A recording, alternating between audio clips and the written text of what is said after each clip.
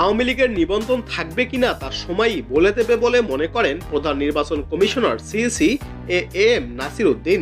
তিনি বলেছেন, আওয়ামী লীগের নিবন্ধন থাকবে কিনা এবং আগামী নির্বাচনে দলটি অংশ নিতে পারবে কিনা তা সময়ই বলে দেবে। সিলেটের এক অনুষ্ঠানে তিনি এসব কথা বলেন। সিইসি নাসির উদ্দিন বলেন, সময় আসলে দেখা যাবে কোন কোন দল নিবন্ধন থাকে। আওয়ামী লীগের নির্বাচনে অংশ নিতে পারবে কিনা তা সময়ই বলে দেবে। প্রধান নির্বাচন কমিশনার বলেন, সংস্কার কমিশনের প্রতিবেদন দেওয়ার পর রাজনৈতিক দলগুলোর নিবন্ধন নিয়ে নতুন পরিকল্পনা করবে ইসি।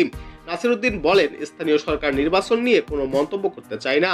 অনেকেই একদিনে নির্বাচন দেওয়ার পরামর্শ দিয়েছেন, তবে একদিনে সব নির্বাচন করা কোনোভাবেই সম্ভব নয়।